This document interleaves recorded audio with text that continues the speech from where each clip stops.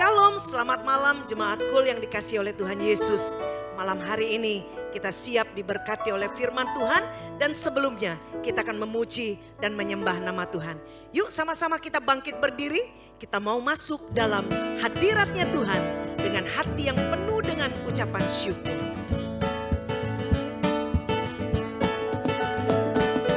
Masuk hadiratnya dengan hati bersyukur, memuji Dia. Memuji Dia, masuk hadiratnya dengan hati bersyukur, memuji Dia, memuji Dia, dipuji dan hormat, tinggikan nama-Nya, Yesus, nama segala nama. Masuk hadiratnya dengan hati bersyukur, memuji Dia, memuji Dia. Masuk hadiratnya dengan hati bersyukur, memuji Dia, memuji Dia. Dipuji dan hormat, tinggikan nama-Nya, Yesus, nama segala nama. Dipuji, dipuji dan hormat, tinggikan nama-Nya, Yesus, nama segala nama. Sekali lagi dipuji, dipuji dan hormat, tinggikan nama-Nya, Yesus, nama segala nama.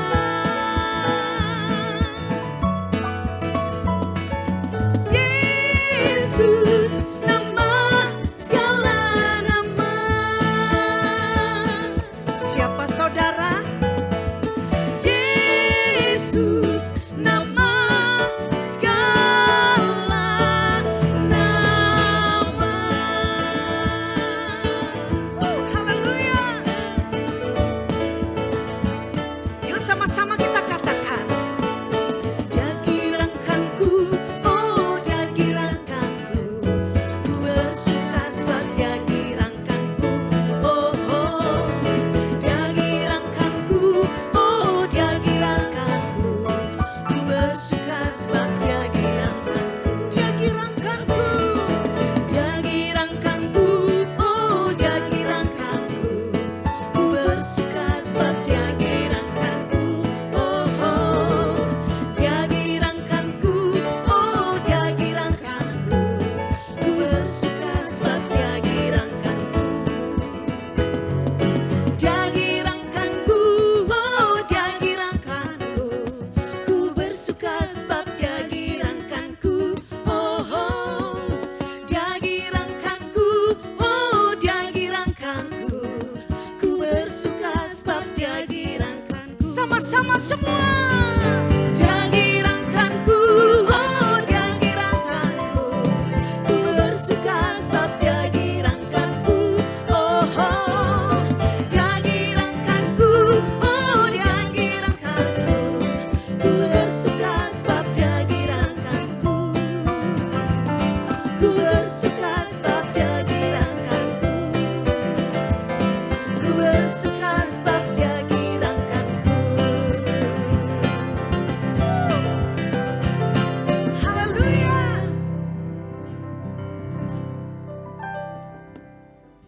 Bapak terima kasih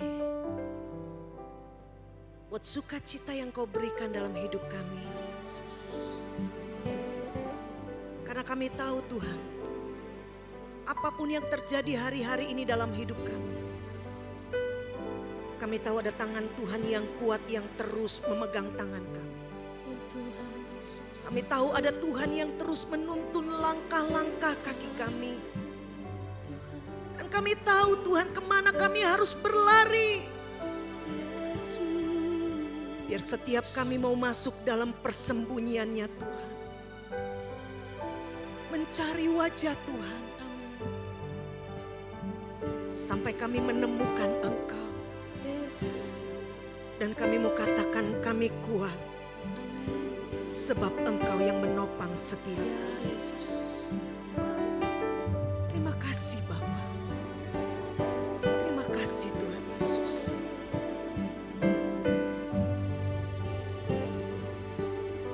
Kami bersyukur kepadamu.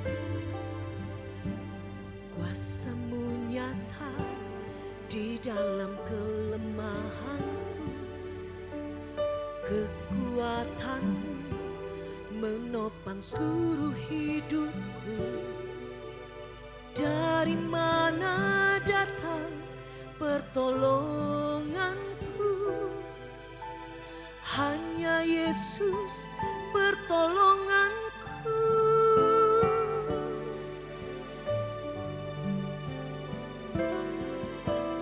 Kuasa-Mu nyata di dalam kelemahanku. Kekuatan-Mu menopang seluruh hidupku. Dari mana datang pertolonganku? Hanya Yesus pertolonganku. Engkaulah sumber kekuatan hatiku, tempat persembunyianku. Engkau penolong di saat susahku, tempat perlindunganku. Kebenaran dan perisai di hidupku. Mari bersama-sama umat Tuhan, kita naikkan pujian ini.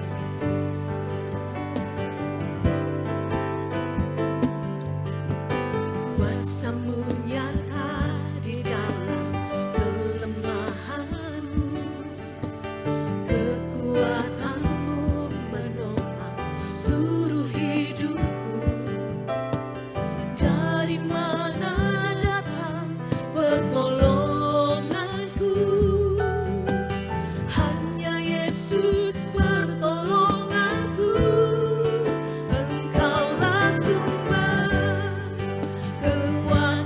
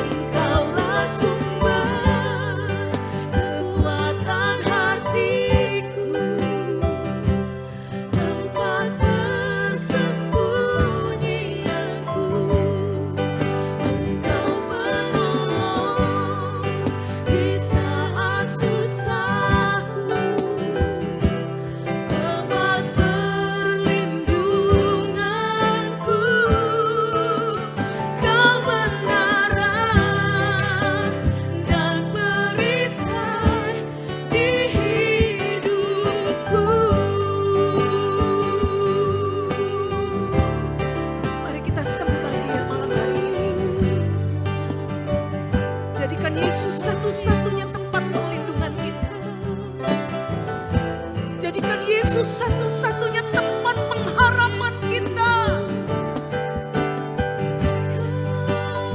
Sebab di dalam kelemahan kami Tuhan, kami kuat.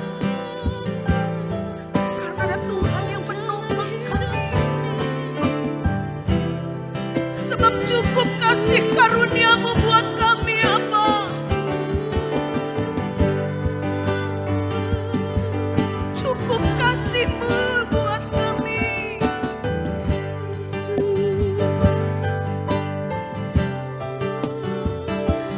Engkau menara kami,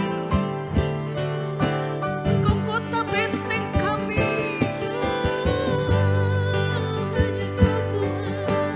Kami mau berlari kepadamu Tuhan.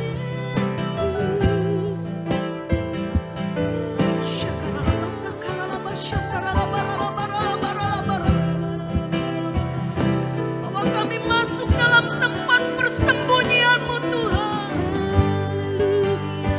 sampai kami menemukan Engkau.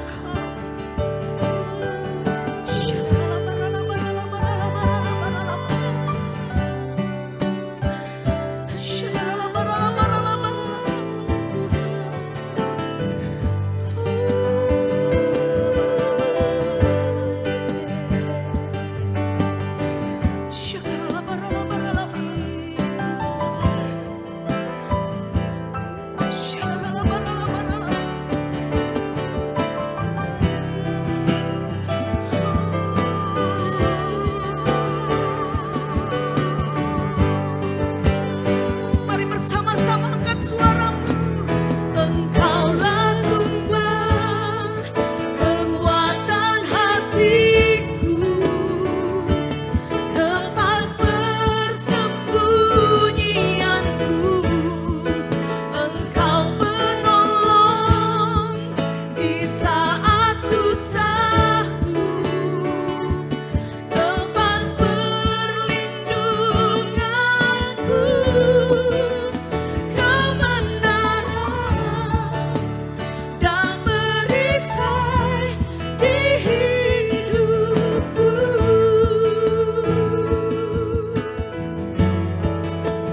Kau menara dan perisai di hidupku.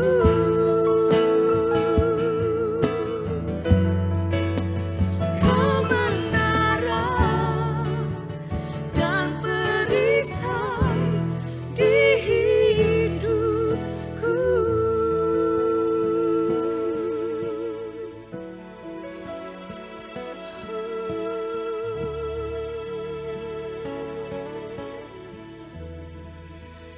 Di saat badai bergelora, ku akan terbang bersamamu. Bapa Kau Raja atas semesta, ku tenang sebab Kau Allahku. Di saat badai bergelora, ku akan terbang bersamamu. Bapa Kau Raja atas semesta, ku tenang sebab Kau Allahku. Lebih lagi katakan kepada Tuhan. Di saat badai bergelora, ku akan terbang bersamamu. Bapa Kau Raja atas semesta, ku tenang sebab Kau Allahku. Sekali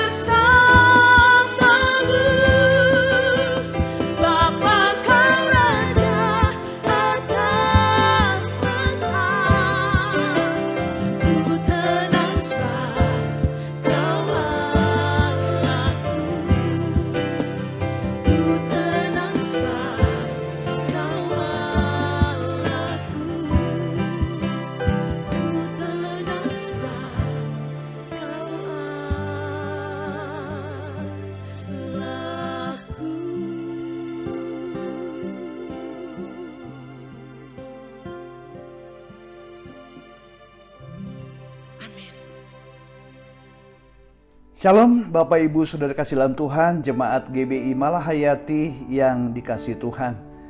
Bagaimana keadaan Bapak Ibu Saudara? Saya percaya Bapak Ibu Saudara dalam keadaan baik. Kalaupun ada di antara Bapak Ibu Saudara yang mungkin dalam keadaan tidak baik, percayalah Tuhan itu baik, bahwasanya untuk selama-lamanya kasih setianya. Saudara, pernahkah saudara mendengar bahwa laki-laki itu lebih pendiam daripada wanita? Wanita lebih banyak berkata-kata dibandingkan pria. Pada kenyataannya, itu tidak seperti itu kan? Ada juga laki-laki yang lebih banyak bicaranya, lebih bawel daripada perempuan. Kemudian juga saudara pernah nggak lihat gambar Adam dan Hawa di Taman Eden, dan mereka sedang memegang buah terlarang, buah dari pohon pengetahuan yang baik dan yang jahat. Apa yang saudara lihat buah itu? Betul, ya, buah apel. Tapi pernahkah di Alkitab menyatakan bahwa itu buah apel? Enggak. Alkitab tidak pernah menyebutkan buah terlarang itu adalah apel. Nah, apa yang saya sampaikan tadi itu adalah contoh, ya, contoh misconception yang terjadi di dalam kehidupan kita, kesalahpahaman yang terjadi di dalam kehidupan kita.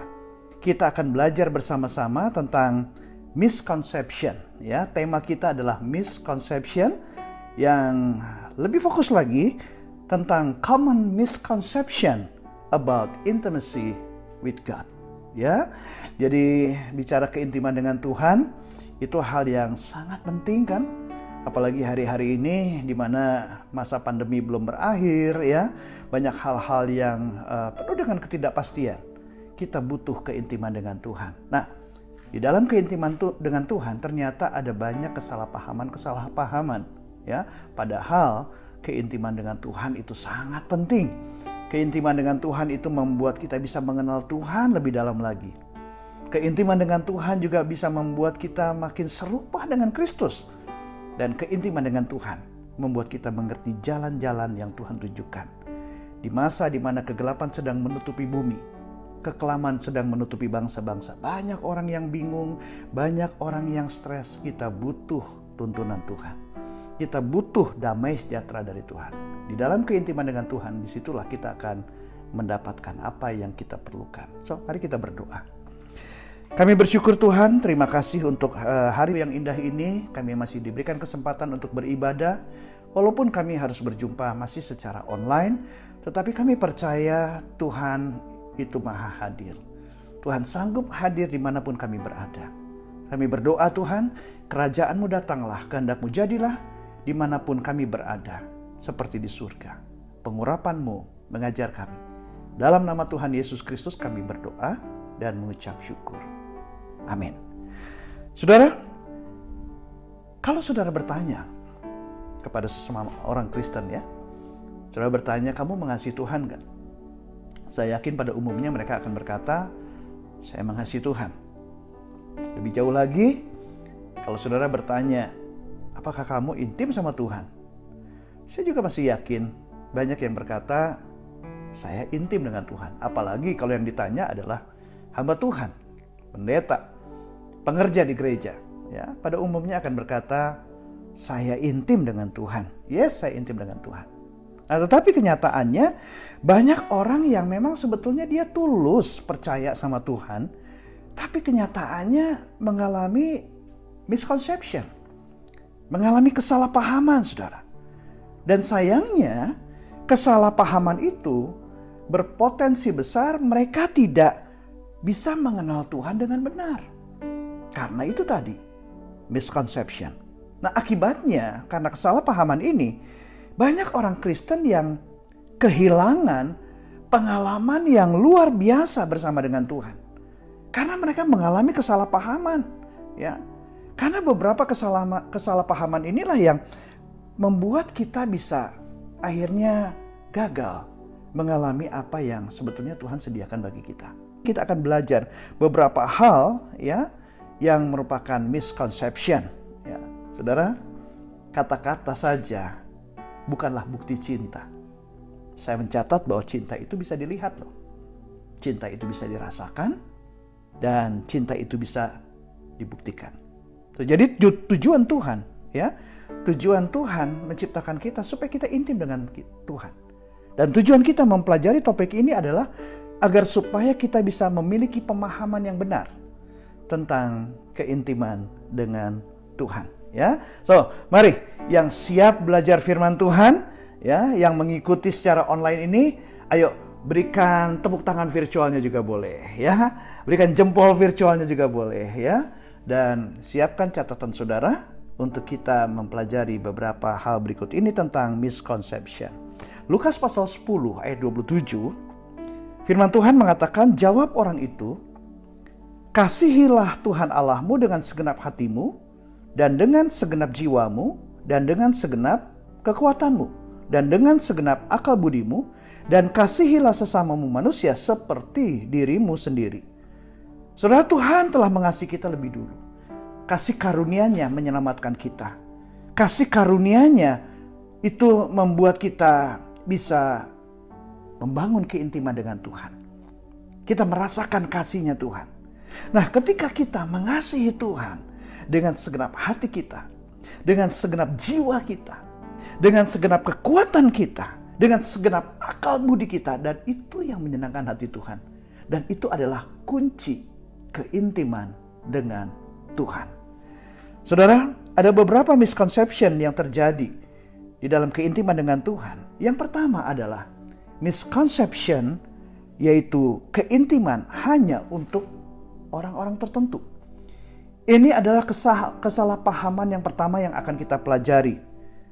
Jadi, kalau kamu baik, kamu disayang Tuhan. Ya. Kalau kamu berlaku sopan, kamu dikasihi Tuhan. Jadi keintiman dengan Tuhan itu hanya untuk orang-orang tertentu aja. Intimacy with God is only for special people. Nah, banyak orang menganggap bahwa keintiman dengan Tuhan itu hanya orang-orang yang punya panggilan khusus saja. Hanya pendeta yang bisa intim dengan Tuhan. Hanya pengerja gereja yang bisa intim dengan Tuhan. Hanya mereka yang berkarunia nabi, berkarunia rasul yang bisa mendengar suara Tuhan. Saudara, ini adalah misconception. Apalagi kalau ada orang berkata, kalau kamu sudah jatuh, gak mungkin kamu bisa intim sama Tuhan. Kalau kamu sudah bergelimangan dosa, gak mungkin kamu bisa diterima sama Tuhan. Saudara, ini adalah tipuan musuh yang menjauhkan kita dari penyelesaian dosa. Betul gak? Karena yang bisa mengampuni dosa kita kan hanya Tuhan. Nah, kalau kita berdosa dan pintu tertutup, ya, tidak bisa berhubungan dengan Tuhan, lah siapa yang bisa mengampuni kita? Saudaraku dikasih dalam Tuhan, hanya Tuhan yang bisa mengampuni dosa kita. Firman Tuhan menyatakan, kalau kamu mengaku dosa, maka Tuhan itu setia dan adil. Tuhan akan mengampuni dosa kita dan menyucikan kita dari segala kejahatan. Itu tertulis di dalam 1 Yohanes 1 ayat yang ke-9. Tuhan mengasihi pendosa dan membuka pintu bagi siapa saja yang mau mendekat kepada Tuhan. Yesus berkata, hati yang lapar dan haus akan kebenaran akan dipuaskan. So, mari kita lihat ayat berikut ini, Roma 5 ayat yang ke-8. Ya. Akan tetapi Allah menunjukkan kasih-Nya kepada kita oleh karena Kristus telah mati untuk kita ketika kita masih berdosa. Tuhan memang menolak dosa kita. Tuhan memang membenci perbuatan dosa kita. Tapi Tuhan menerima pribadi kita. Tuhan membenci dosanya, tetapi mengasihi pribadinya. Jadi seberapa dalamnya kita jatuh dalam dosa, seberapa kotornya perbuatan dosa kita, seberapa hancurnya keadaan kita karena kita berbuat jahat di mata Tuhan. Tapi hari ini, menit ini, jam ini, detik ini, kalau saudara mau berbalik kepada Tuhan, Tuhan akan mengampuni dosa saudara dan menyucikan saudara dari segala kejahatan. Amin. So, jadi apa yang harus kita lakukan sekarang ini agar kita bisa mendekat dan intim sama Tuhan? Kalau kita sadar, kita tahu kita berbuat dosa, ayo cepat bertobat. Jangan simpan dosa. Dan mari bangun hubungan yang intim dengan Tuhan. Yang mau bertobat karena tahu berdosa, ya, di tempat saudara berada berkata, Tuhan, aku mau bertobat. Amin. Karena makan pepaya, makan obat. Orang percaya pasti cepat bertobat. Amin. Jangan ke Cibitung cuma beli soto babat. Jangan kalau udah buntung baru bertobat. Udah terlambat. Ya, itu yang harus kita lakukan. Nah, kalau kita mengerti ini, ya, kalau kita tahu, ya, bahwa ada kesalahpahaman, atau mungkin ada teman saudara, kenalan saudara yang gagal paham tentang hal ini, kasih tahu mereka. Kasih tahu mereka bahwa ini waktunya untuk kamu berbalik kepada Tuhan. Tuhan mengasihi pendosa, kasih tahu mereka. Dan Tuhan mau membuka pintu bagi siapa saja yang mau mendekat kepada Tuhan. Amin. Coba buat waktu. Buat waktu bersama dengan Tuhan untuk berdoa. Buat waktu untuk membaca Alkitab. Ya. Buat waktu untuk menyembah Tuhan. Kan Tuhan berkata, kasihilah Tuhan Allahmu dengan segenap hatimu. Dengan segenap jiwa dan segenap kekuatanmu. Yang mau katakan amin. Misconception yang kedua adalah keintiman adalah melayani dan aktif kegiatan rohani. Ya. Tuh lihat, orang yang intim sama Tuhan, ya, dia jadi leader di gereja, dia rajin ibadah. Jadi ukurannya adalah kalau dia jadi leader, dia rajin ke gereja, dia rajin baca Alkitab, dia rajin ikut seminar-seminar rohani, udah pasti intim sama Tuhan. Saudara, yang saya mau katakan begini, ada kesalahpahaman, ya, menyamakan melayani dengan mengasihi Tuhan, ya, sehingga banyak orang yang begitu menikmati kebahagiaannya karena kegiatan pelayanan. Kegiatan pelayanan yang bukan berasal dari keintiman dengan Tuhan, saudara. Sehingga ketika pelayanannya itu diganti orang lain, atau ketika pelayanannya itu tertutup, tidak boleh ibadah, tidak bisa pelayanan lagi, dia jadi kecewa. Dia jadi stres, jadi depresi bahkan. Kenapa? Karena melayani bukan lahir dari keintiman dengan Tuhan. Dia menikmati kegiatan pelayanannya karena dia pikir dengan berkegiatan pelayanan itu sama dengan mengasihi Tuhan. Demikian juga orang-orang yang aktif, ya, melayani pekerjaan Tuhan. Seperti menginjil, seperti mendoakan orang sakit, melakukan konseling misalnya.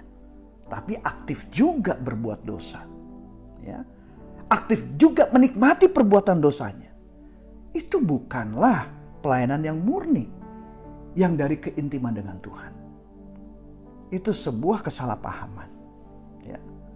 Nah, di sisi lain, berpikir dengan melakukan kegiatan rohani, ya, ibadah minggu nggak pernah absen, ikut kul, ya, ikut kom, ya, saudara, semua itu bukanlah ekspresi kasih. Kalau kita melayani hanya atau kita melakukan itu semua hanya karena kewajiban.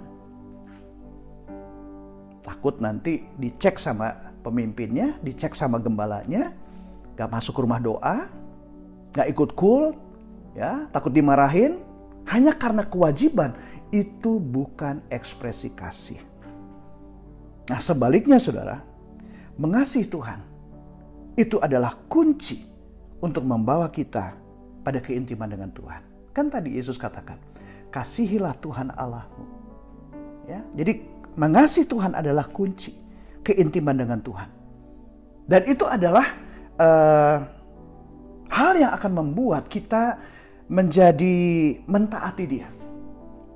Karena kita intim dengan Tuhan, karena kita mengasihi, membuat kita taat sama perintah Tuhan, membuat kita begitu bersukacita dan mendorong kita untuk giat melayani, ya, mendorong kita untuk berkegiatan rohani, ibadah penuh dengan sukacita. Karena apa? Mau memberikan roh, jiwa, dan tubuhnya dipersembahkan untuk Tuhan. Jadi beribadah itu bukan lihat pendetanya siapa ya, yang khotbah siapa ya, gue bakal dapat apa, bukan itu. Justru datang ke ibadah untuk memberi hidupnya kepada Tuhan. Aku memberi pujian pada Tuhan. Aku ingin memberikan penyembahan kepada Tuhan. Ya. Aku ingin memberikan hatiku, ingin memberikan waktuku untuk menerima firman Tuhan. Nah, itu. Karena lahir dari hati yang mengasihi Tuhan. Buahnya adalah giat melayani. Mendorong semangat untuk melayani.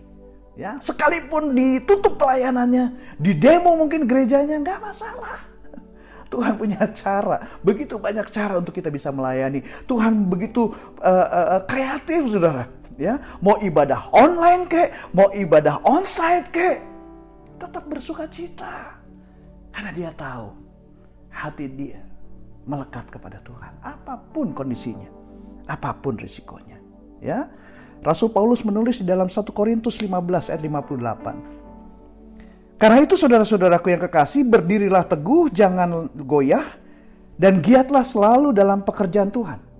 Sebab kamu tahu bahwa dalam persekutuan dengan Tuhan, jerih payahmu tidak sia-sia. Catat ini, persekutuan dengan Tuhan, keintiman dengan Tuhan. Jadi cinta yang sejati itu memberikan kita kekuatan. Katakan sama-sama kekuatan. Ya, kekuatan apa? Untuk berdiri teguh. Karena cinta sejati bukan hanya sekedar berkata-kata atau doa yang dibungkus dengan permohonan yang hampa. Cinta sejati diwujudkan dengan tindakan yang menyentuh hati. Saudaraku dikasih dalam Tuhan. Jadi sekarang, apa yang harus kita lakukan untuk membangun keintiman dengan Tuhan? Ketika saudara merasakan bahwa saudara itu dikasih Tuhan, saudara percaya itu bahwa saudara disayang sama Tuhan, dan saudara mengasihi Tuhan, ayo, mulailah melangkah untuk bertekun melakukan kegiatan rohani. Kegiatan rohani yang bermakna di dalam hubungan kamu dengan Tuhan. Loh, Pastor, emang ada kegiatan rohani yang gak punya makna dalam hubungan dengan Tuhan? Oh, ada. Ada kegiatan rohani yang gak mempunyai makna di dalam hubungan kita dengan Tuhan.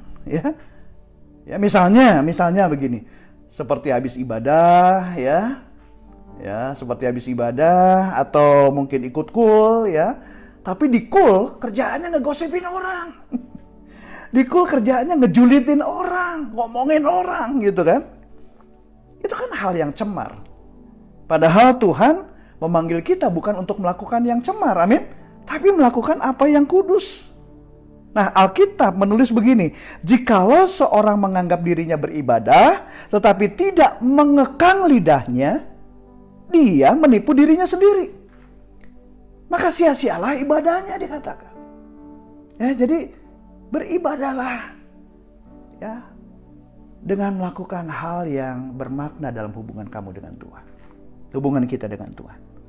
Mulailah melangkah untuk melayani dengan penuh cinta. Katakan sama-sama penuh cinta, ya.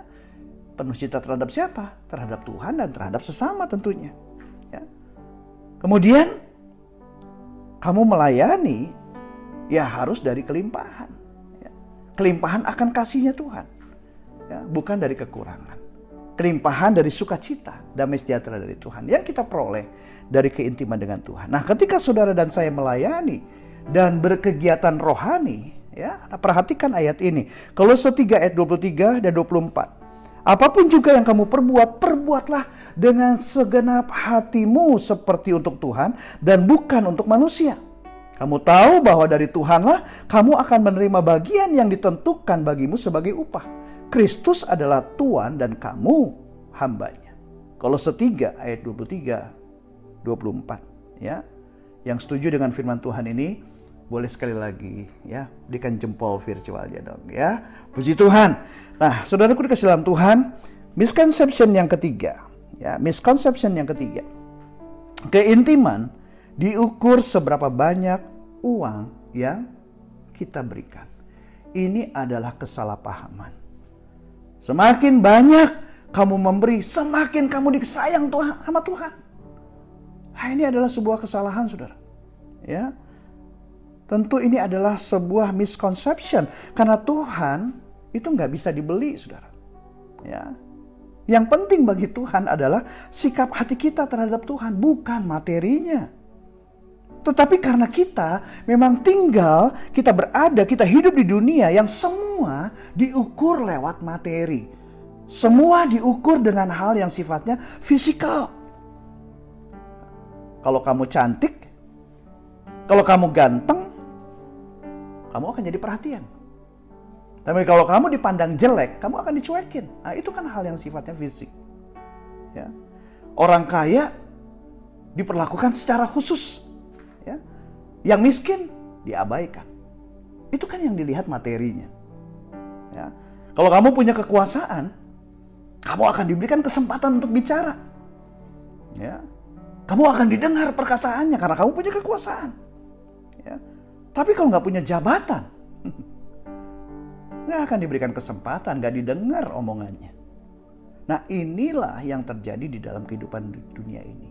Manusia melihat secara fisik. Saudara, bisa saja seseorang memberi bagi pelayanan gereja. Bisa. Tapi banyak juga uangnya digunakan untuk perbuatan-perbuatan yang maksiat. Ya. Uangnya dipakai untuk perbuatan, untuk pesta pora, untuk memuaskan hasrat kedagingannya. Dan dia berpikir bahwa karena saya sudah memberi buat pelayanan gereja, maka Tuhan juga akan memperhitungkan saya dong. Walaupun saya pakai untuk hal-hal yang berbau maksiat, hal-hal yang untuk pesta pora memuaskan kedagingan, Tuhan akan perhitungkan itu. So, ini adalah misconception, saudara. Ya. Dengan banyak memberikan persembahan untuk pelayanan gereja, tapi banyak juga dipakai untuk berbuat hal-hal yang memuaskan kedagingannya. Saudara, hatinya Tuhan gak bisa dibeli oleh uang. Karena Alkitab menyatakan semua yang ada di muka bumi ini, emas dan perak itu Tuhan yang punya kok. Ya, yang ada pada kita hanya titipan yang dari Tuhan, yang harus dikelola dengan penuh rasa tanggung jawab. Yesus mengajar seperti ini, karena di mana hartamu berada, di situ juga hatimu berada. For where your treasure is, there is your heart will be also. Ya. Tuhan gak melarang kok saudara dan saya bekerja, menghasilkan uang, berdagang untuk menghasilkan keuntungan, ya, mengumpulkan uang, mengumpulkan harta. Yang jadi persoalan adalah tempat penyimpanan harta kita, yaitu hati kita, pikiran kita itu ada di bumi atau di surga. Yang artinya begini, saudara, saudara menggunakan harta itu hanya untuk kepentingan di bumi ini saja, untuk kepuasan hidup selama hidup di bumi saja, atau mengikuti prinsip-prinsip kerajaan Allah. Prinsip-prinsip yang alkitabiah dalam pimpinan Roh Kudus tentunya. Sehingga penggunaan uang yang saudara lakukan itu akan berdampak pada hidup yang kekal di surga. Yang mana yang kita lakukan? Nah, saudaraku, itu sebabnya seseorang yang menyimpan hartanya, yang mengelola hartanya, mengikuti prinsip-prinsip yang alkitabiah dalam pimpinan Roh Kudus, dia akan memiliki hati seperti ini ketika dia memberi. 2 Korintus 9 ayat yang ke-7. Hendaklah masing-masing memberikan menurut kerelaan hatinya, jangan dengan sedih hati atau karena paksaan. Sebab Allah mengasihi orang yang memberi dengan sukacita. Tuhan mengasihi orang yang memberi dengan sukacita, dengan mengasihi, ya, sehingga dia memberikan persembahan dalam pelayanan gereja dengan sukacita. Dengan sukacita juga dia memberi untuk orang miskin yang membutuhkan. Dengan sukacita juga dia memberi untuk menuntaskan amanat agung Tuhan Yesus Kristus, ya. Memberi karena mengasihi. Karena dia memilih mengasihi Allah, bukan mengasihi mamon. Ya. Memberi dalam ketaatan. Karena dia tahu bahwa dia bukan pemilik, tapi pengelola yang Tuhan percayakan. So, Jadi apa yang harus kita lakukan untuk membangun keintiman dengan Tuhan? Ya, saudara, yuk kita buat financial planning yang baik, perencanaan keuangan yang baik. Nggak tahu caranya? Ya belajar. Ya, belajar. Di mana belajar? Ya gerejalah yang harus mengajar, saudara. Saudara, gereja ya harus melatih dan memperlengkapi jemaat dalam pengelolaan keuangan. Karena gereja adalah satu tubuh dengan banyak anggota. Ada anggota yang sehat, yang kuat keuangannya, ya, karena mengatur keuangannya dengan cara yang benar, cara yang alkitabiah, ya. Tapi ada juga anggota yang lemah, yang sakit keuangannya. Nah, yang kuat membantu yang lemah supaya ada keseimbangan. Amin. Yang setuju boleh berikan tepuk tangannya. Oh, puji Tuhan ya. Buat apa beli pepaya kalau bukan di kampung rambutan? Buat apa ngaku orang percaya kalau tanpa perbuatan? Saudara mau diberkati? Yang mau diberkati boleh lambaikan tangan saudara. Puji Tuhan ya. Ikan sepat, ikan tenggiri. Kalau dapat berkat jangan dimakan sendiri. Ayo kita bisa berbagi buat sesama ya. Supaya nama Tuhan dimuliakan. So, jadi kesimpulannya adalah hati yang mengasihi Tuhan membuat kita ingin dekat dengan Tuhan. Dan Tuhan gak pilih kasih. Tuhan membuka pintu bagi siapa saja yang mau mendekat pada Tuhan. Dan pada akhirnya keintiman akan menghasilkan buah pelayanan dan kehidupan rohani yang berkualitas. Terakhir saya akan menutup dengan satu quote yang saya suka sekali. Though we are incomplete, God loves us completely. Though we are imperfect, He loves us perfectly.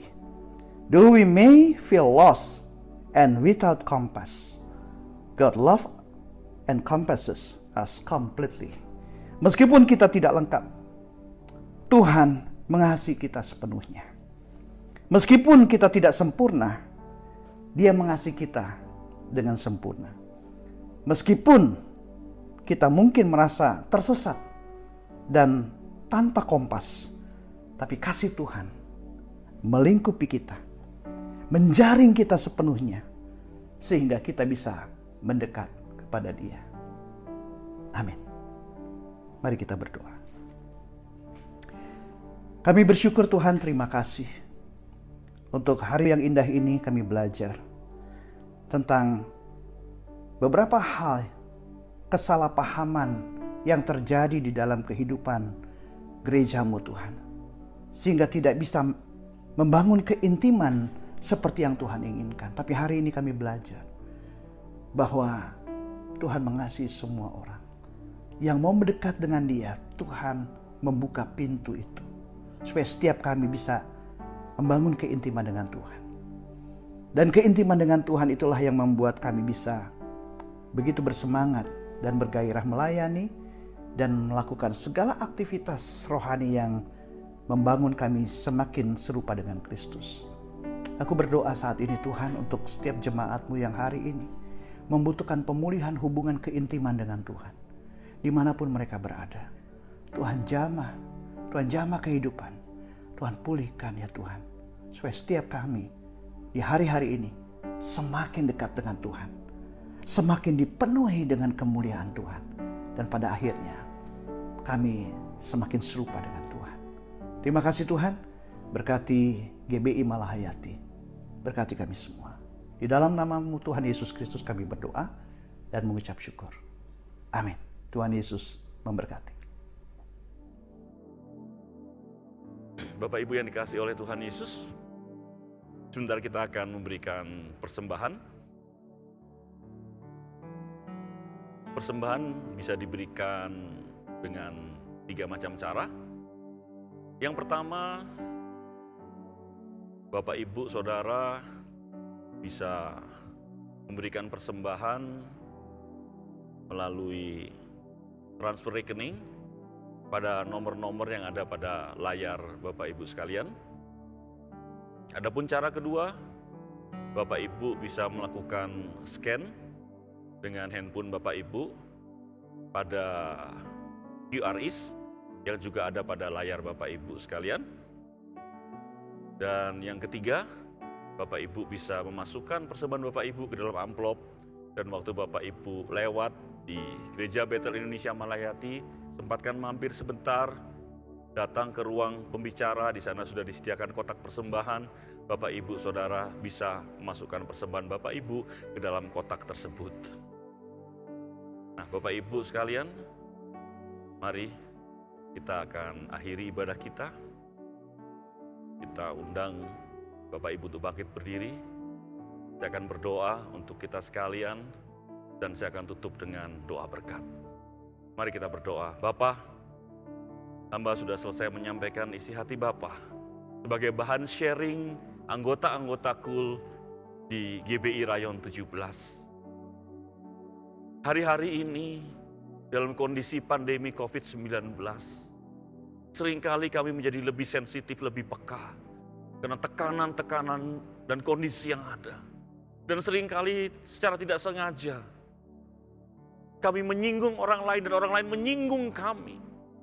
Dan seringkali waktu kami tersinggung rasanya sakit, rasanya kecewa, rasanya tidak nyangka kalau orang tersebut mengeluarkan kata-kata yang seperti itu, melakukan tindakan-tindakan yang seperti itu. Dan kami tersinggung, hati kami sakit, kami menjadi marah.